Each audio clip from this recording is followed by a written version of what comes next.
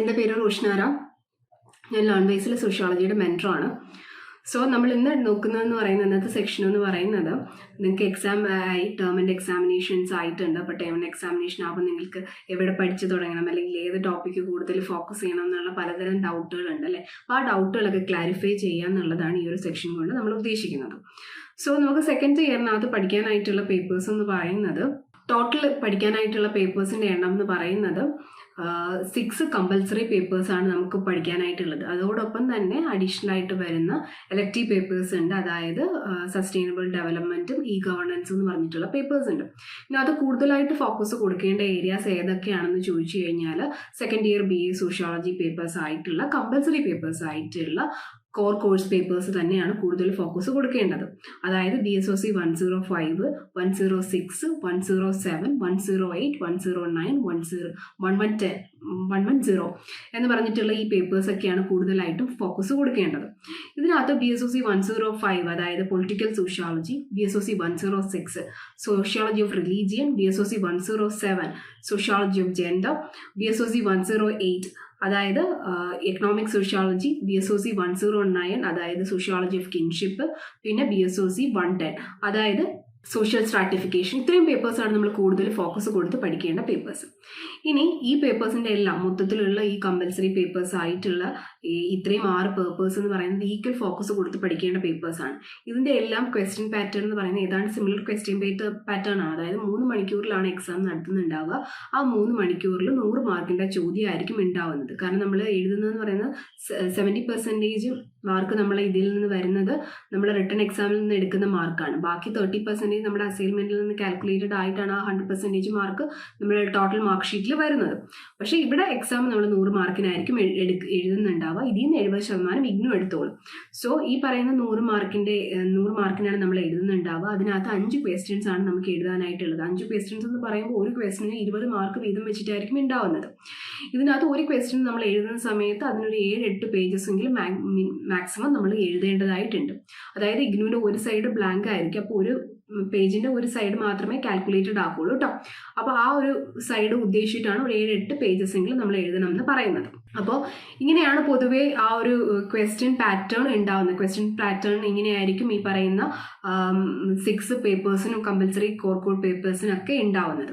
ഇതിനകത്ത് BSOC 105 political സോഷ്യോളജിയുടെ ഏത് area focus ചെയ്യണം എന്ന് ചോദിച്ചു കഴിഞ്ഞാൽ, ഇതിനകത്ത് ഫോക്കസ് ചെയ്യേണ്ട ഏരിയ എന്ന് പറയുന്നത് എന്താണ് പൊളിറ്റിക്കൽ സോഷ്യോളജിയുടെ എമർജൻസ് എങ്ങനെയൊക്കെയാണ്, പൊളിറ്റിക്കൽ സിസ്റ്റം എന്താണ്, അതോറിറ്റിയുടെ ടൈപ്സും എന്താണെന്നുള്ളത് നോക്കുക, പിന്നെ ഗവർണൻസ് സിസ്റ്റം നോക്കുക, ട്രേറ്റ്സ് ഓഫ് ടൊട്ടാലിറ്റേറിയനിസം നോക്കുക, പിന്നെ സോഷ്യൽ മൂവ്മെന്റിന്റെ ഫ്യൂച്ചേഴ്സ് നോക്കുക, സോഷ്യൽ മൊബിലിറ്റിയുടെ ഫ്യൂച്ചേഴ്സ് നോക്കുക, പിന്നെ എന്ന് പറയുന്നത് ലോക്കൽ സെൽഫ് ഗവൺമെന്റ് എന്ന് പറയുന്ന കോൺസെപ്റ്റ് നോക്കുക, പിന്നെ ഫൊക്കാൾട്ടിന്റെ വ്യൂ ഓഫ് ഗവർണൻസ് നോക്കുക, സിറ്റിസൺഷിപ്പ് നോക്കുക. അപ്പോൾ ഇങ്ങനെയുള്ള ഏരിയാസൊക്കെ കൂടുതൽ ഫോക്കസ് ചെയ്തിട്ട് വേണം പഠിക്കാനായിട്ടുള്ളത്. അത് കഴിഞ്ഞിട്ട് പിന്നെ BSOC 106 എന്ന് പറയുന്നത് സോഷ്യോളജി ഓഫ് റിലീജിയൻ എന്ന് പറഞ്ഞിട്ടുള്ള പേപ്പറാണ്. ഈ ഒരു പേപ്പറിനകത്ത് കൂടുതൽ ഫോക്കസ് കൊടുക്കേണ്ടതെന്ന് പറയുന്നത് റിലീജിയൻ കോൺസെപ്റ്റ്, ഗോസ്റ്റ് തിയറി കോൺസെപ്റ്റ്സുകൾ, റിലീജിയനും സയൻസും തമ്മിലുള്ള ഡിഫറൻസ് കാര്യങ്ങൾ, അതൊക്കെ കൂടുതൽ ഫോക്കസ് കൊടുത്തിട്ട് വേണം പഠിക്കാനായിട്ടുള്ളത്. പിന്നെ എന്ന് പറയുന്നത് പ്രീനേറ്റൽ ഹിന്ദു റിച്വൽസ് നോക്കുക, പിന്നെ എവല്യൂഷണറി തിയറി ഓഫ് റിലീജിയൻ നോക്കുക, പിന്നെ ടർണേഴ്സ് പിൽഗ്രിമേജ് എന്ന് പറഞ്ഞിട്ട് ടൈപ്പോളജി ഓഫ് പിൽഗ്രിമേജ് എന്ന് പറഞ്ഞിട്ടൊരു കോൺസെപ്റ്റ് ഉണ്ട്. ആ കോൺസെപ്റ്റൊക്കെ കൂടുതലും ഫോക്കസ് ചെയ്തിട്ട് വേണം പഠിക്കാനായിട്ട്. പിന്നെ സെക്ട് എന്താ, കൾട്ട് എന്താ, ഡിനോമിനേഷൻ എന്താ, sacred and profane concepts of religion എന്താ, ഇങ്ങനെയുള്ള ഏരിയാസ് കൂടുതൽ ഫോക്കസ് കൊടുത്തിട്ട് വേണം നിങ്ങൾ പഠിക്കാനായിട്ടുള്ളത്. പിന്നെ അടുത്ത പേപ്പർ എന്ന് പറയുന്നത് BSOC 107 അതായത് സോഷ്യോളജി ഓഫ് ജെൻഡർ എന്ന് പറഞ്ഞിട്ടുള്ള പേപ്പറാണ്. ഈ ഒരു പേപ്പറിനകത്ത് ഫോക്കസ് കൊടുത്തിട്ട് പഠിക്കേണ്ട ഏരിയാസ് എന്നാൽ എന്താണ് ജെൻഡർ, ആ ഒരു കോൺസെപ്റ്റ് പഠിക്കുക, മസ്കുലിനിറ്റി കോൺസെപ്റ്റ്, ഇന്റർസെക്ഷനാലിറ്റി കോൺസെപ്റ്റുകൾ, ഫെമിനിസ്റ്റ് പെർസ്പെക്റ്റീവ് ഓഫ് ഫാമിലി, ഈ ഒരു ഏരിയാസൊക്കെ കൂടുതൽ ഫോക്കസ് കൊടുക്കുക. പിന്നെ വുമൺ ഇൻഹെറിറ്റൻസ് റൈറ്റുകൾ, സെക്ഷൽ വയലൻസ്, അതെന്താണ് സെക്ഷൽ വയലൻസ്, അങ്ങനെയുള്ള കോൺസെപ്റ്റ്സുകൾ പഠിക്കുക, അതിൻ്റെ ആക്റ്റുകൾ പഠിക്കുക. പിന്നെ വുമൺ റെസിസ്റ്റന്റ് മൂവ്മെന്റ്സുകൾ പഠിക്കുക, പിന്നെ ആന്റി കാസ്റ്റ് മൂവ്മെന്റിൽ വുമന്റെ റോൾ എന്തായിരുന്നു, ഇങ്ങനെയുള്ള ഏരിയാസ് കൂടുതൽ ഫോക്കസ് കൊടുത്തിട്ട് വേണം നിങ്ങൾ പഠിക്കാനായിട്ടുള്ളത്. ക്യൂർ മൂവ്മെന്റ് എന്താണ്, ജീൻ പോൾ സെറ്റയറിന്റെ ബോഡി ഓഫ് ഇന്റർസെക്ഷനാലിറ്റി എന്നൊക്കെ പറഞ്ഞിട്ട് ആ ഒരു കോൺട്രഡിക്ഷൻസും കാര്യങ്ങളൊക്കെ ഒന്ന് പഠിക്കുക.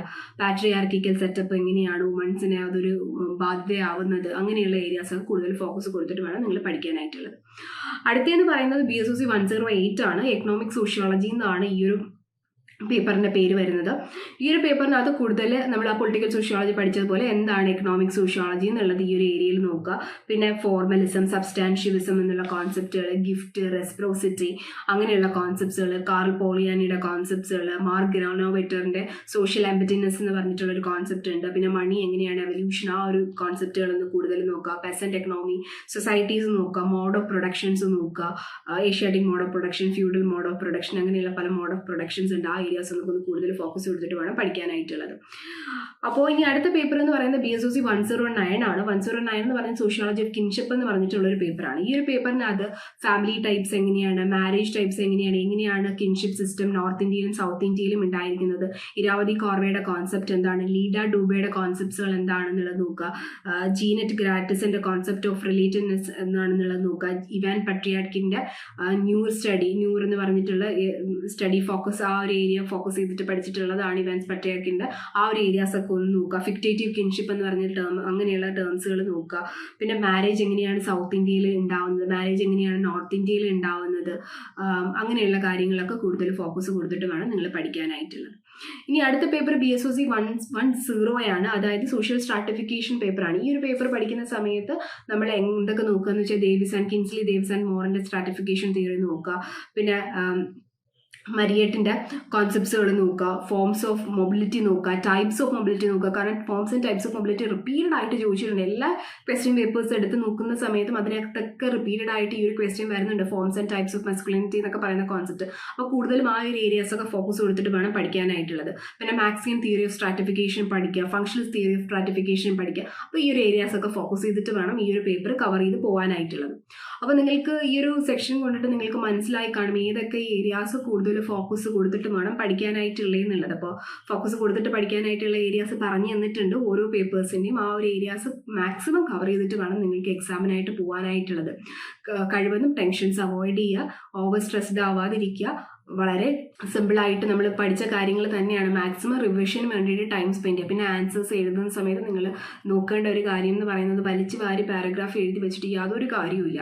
നിങ്ങൾ എഴുതേണ്ട കാര്യം എന്ന് പറഞ്ഞാൽ പാരഗ്രാഫ് എഴുതണം. പാരഗ്രാഫ് എഴുതണ്ട, ഒന്നും എഴുതണ്ട എന്നല്ല പറയുന്നത്. പാരഗ്രാഫ് എഴുതുന്ന സമയത്ത് നിങ്ങൾ ചെയ്യേണ്ട കാര്യം എന്ന് പറയുന്നത് മെയിൻ ആയിട്ടുള്ള പോയിന്റ്സ് ജസ്റ്റ് ഒന്ന് അണ്ടർലൈൻ ചെയ്യുക. അത് നിങ്ങളുടെ മാർക്ക് അല്ലെങ്കിൽ നിങ്ങളുടെ ആൻസർ കറക്റ്റ് ചെയ്യുന്ന ഇൻവിജിലേറ്റർക്ക് കുറച്ചുകൂടെ ക്ലാരിറ്റി, അതായത് കുറച്ചുകൂടെ ക്ലാരിറ്റി എന്ന് വെച്ച് കഴിഞ്ഞാൽ നമുക്ക് ആൻസർ വായിക്കുമ്പോൾ ഇന്ന കുട്ടിക്ക് ഇന്നത് അറിയാം, അല്ലെങ്കിൽ ഈ ഒരു ലാഡർ നന്നായിട്ട് പഠിച്ചിട്ടുണ്ട് എന്ന് കാണിക്കാനായിട്ട് വളരെ ഉപയോഗമായിട്ടുള്ള കാര്യമാണ്. അപ്പോൾ അങ്ങനെയുള്ള കുറച്ച് ടിപ്സുകളുണ്ട്. അതെന്താണെന്ന് പറഞ്ഞു തരാം. മാർക്ക് ആൻസേഴ്സ് എഴുതുന്ന സമയത്ത് ജസ്റ്റ് ഒന്ന് അണ്ടർലൈൻ ചെയ്യുക, മാക്സിമം സൈഡ് പോയിന്റ്സുകൾ കൊടുക്കാനായിട്ട് ശ്രമിക്കുക, സൈഡ് ഹെഡിങ്സുകൾ കൊടുക്കാനായിട്ട് ശ്രമിക്കുക. അതൊക്കെയെന്ന് പറയുന്നത് ആൻസറിൽ നമുക്ക് അഡീഷണൽ ആയിട്ട് ആൻസേഴ്സ് ഫെച്ച് ആവുന്ന കാര്യമാണ്. പിന്നെ ആവശ്യമില്ലാതെ ആൻസറിനകത്ത് തിരുത്തും വെട്ടും കുത്തും ഒന്നും വരുത്താതിരിക്കുക. ആൻസർ ഒരു നീറ്റായിട്ട് കീപ്പ് ചെയ്യുക ആൻസർ ഷീറ്റ്. അപ്പോൾ നിങ്ങൾക്ക് ആൻസർ വായിക്കുന്ന ഒരാൾക്ക് സ്മൂത്ത് ആയിട്ട് വായിക്കാനായിട്ട് പറ്റും. അപ്പം അങ്ങനെയുള്ള ഏരിയാസുകൾ നോക്കാം. പിന്നെ സോഷ്യോളജിസ്റ്റുകാരുടെ പേരുകളൊക്കെ എഴുതുന്ന സമയത്ത് നിങ്ങൾ എന്താ ചെയ്യേണ്ടതെന്ന് വെച്ച് കഴിഞ്ഞാൽ അതൊക്കെ ഒന്ന് ക്യാപിറ്റൽ ലെറ്റേഴ്സിൽ എഴുതുക. ക്യാപിറ്റൽ ലെറ്റേഴ്സിൽ എഴുതുന്ന വെച്ചാൽ എല്ലാ വേർഡ്സും ക്യാപിറ്റൽ ലെറ്റേഴ്സിൽ എഴുതുക എന്നല്ല. ഇപ്പോൾ ആഗോസ് കോംപ്റ്റൈനൊക്കെ എഴുതുകയാണെങ്കിൽ A-C ഒക്കെ ക്യാപിറ്റൽ കൊടുക്കുക, സ്റ്റാർട്ടിങ് ലെറ്റേഴ്സ് ഒക്കെ ക്യാപിറ്റൽസ് കൊടുക്കുക. പിന്നെ അങ്ങനെയുള്ള പേരുകൾ വരുമ്പോൾ ജസ്റ്റ് അതൊന്ന് അണ്ടർലൈൻ ചെയ്യുക. ചിലത് ഇൻവേർട്ടഡ് കോമാസിനകത്ത് കൊടുക്കേണ്ട കാര്യങ്ങൾ, അങ്ങനെയുള്ള കോളലിനകത്ത് കൊടുക്കേണ്ട കാര്യങ്ങൾ അങ്ങനെയുള്ള കൊടുക്കുക. അപ്പോൾ ഇങ്ങനെയുള്ള ഏരിയാസൊക്കെ മാക്സിമം ഒന്ന് ഫോക്കസ് ചെയ്യുക കേട്ടോ. അങ്ങനെയുള്ള ഏരിയാസൊക്കെ ഒന്ന് നോക്കിയിട്ട് വേണം എക്സാം എഴുതാനായിട്ടുള്ളത്. നന്നായിട്ട് പഠിക്കുക, നന്നായിട്ട് എക്സാം എഴുതുക, നല്ല മാർക്ക് സ്കോർ ചെയ്യട്ടെ എന്ന് വിചാരിക്കുന്നു. All the best. നന്നായിട്ട് പഠിക്കുക കേട്ടോ. Thank you.